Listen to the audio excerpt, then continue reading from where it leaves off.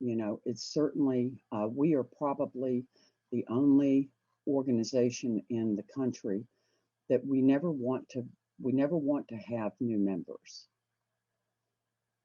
because that means that someone else has made a great sacrifice.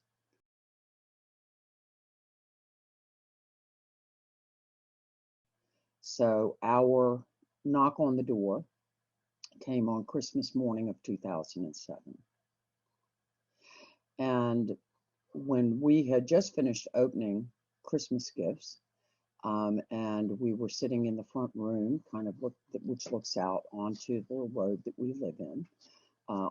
We live in the country, and I saw this red van pull by, and my oldest son, who had also spent 13 months in Iraq, looked at his dad, and he looked at me, and the van turned around, and the van pulled up in the driveway, and all I could see through the window was these Marine Corps uniforms.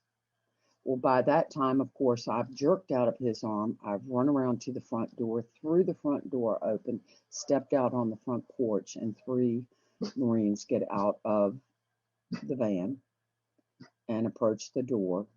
And they asked me if I am Cynthia Johnson Tatum. And of course, I said yes. And then the next 3 words, we regret to inform you. Our organization was started back in 1928. There was a woman who lived in the DC area. Her name was Grace Darling Seibold. Of course, his wife contacted Grace and her husband and let them know that she had received this box of his effects, his personal effects. Grace decided that she could either let the grief of losing her child in military service consume the rest of her life, or she could take that volunteering that she had been doing, and she could kind of up it a little bit. Other moms who had also lost their children, that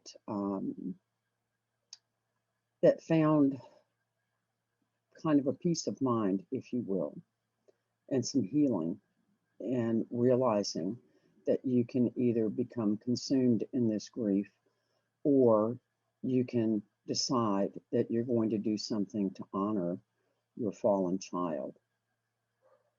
And so we have moms that are part of our organization whose children have died, as mine had. I can tell you that we are, I think, as a group, these women are some of the strongest people that I've ever met in my life. And I went to that first meeting, and immediately I said to myself, this is so much bigger than me. This is what I have to do. I have to be able to give back. And I'll tell you, Drew, each time that I'm able to participate in anything that will assist our veterans, our active duty military, I always hear that voice saying, hey, Mom, that's pretty good. What are you going to do next? And I think it's that mission of service that has helped me to heal. But I've pulled up places before, and had people say to me, oh my gosh, that's a beautiful tag. I wonder how I can get one. And at that point, usually, I try to let them know that it's not a tag that they really wish to have, because it does mean that there has been a supreme sacrifice on the part of those family members.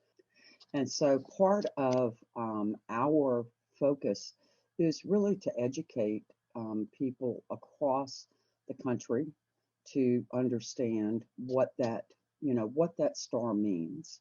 Anyone will tell you that for a parent, that's not the way it's supposed to be. You are not supposed to bury your children.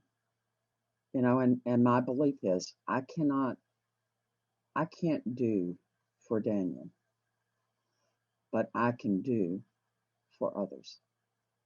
And if Daniel were still here as his mother, I would still be doing for him. Um, but I believe that he smiles each time that we are able to do something that assists our veterans.